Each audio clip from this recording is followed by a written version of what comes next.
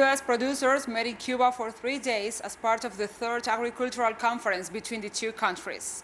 During a tour throughout different farms, they were able to learn about the capabilities of Cuban farmers and the impact of the U.S. blockade measures against the largest of the Antilles, specifically on food production. More details with our correspondent, Lisandra Andres.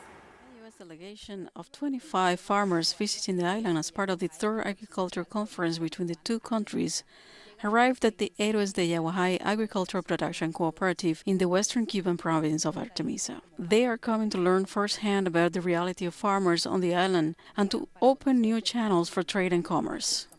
I hope that I can begin to open the lines of communication so that perhaps in the future we can have opportunities to open the market here, to have more exchanges for trade.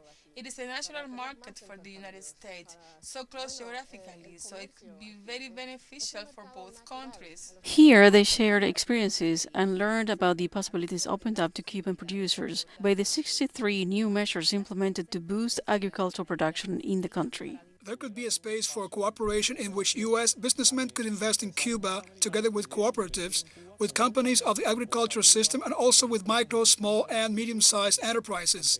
All these economic actors could be articulated in foreign investment projects. Without the blockade, we can do much more in the sense of exports.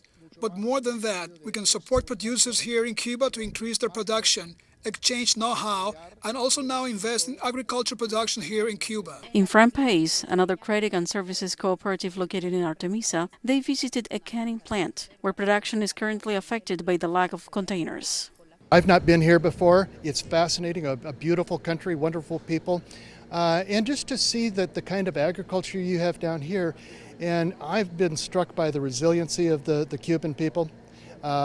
How they have been able to do so many things with so few opportunities because they just don't have access to credit, they don't have access to a lot of technology, but certainly what we've seen here today is very impressive for what they've done. During this tour, U.S. farmers said they are willing to do whatever it takes to improve trade with Cuba. We need to go back to and talk to our politicians back home and talk to them about how, this country is very close, that, we should be able to export some of our goods to them. And there has been talk in the past, but that kind of has not happened here the last few years. But that's our biggest thing, is we go back home and talk to our politicians and say that we could help this country with exporting goods, especially corn, to them. According to Cuban farmers, technology transfer, as well as the possibility of purchasing fertilizers and inputs, are some of the most pressing issues for the island's farmers. If we manage to do all this and bring development and technology to our fields, adding to it what we have, we are a large mine that has not been fully exploited yet. I think we could get closer to really know what is the productivity of our soil, which today is immeasurable. Farmers from both countries agreed that the challenge of ensuring food security is common to all nations. And in this regard, Cuba and the United States have much to contribute. So it is time, they said, to begin to break down the barriers that currently limit this exchange. Lisandra Andres, teleSUR, Artemisa, Cuba.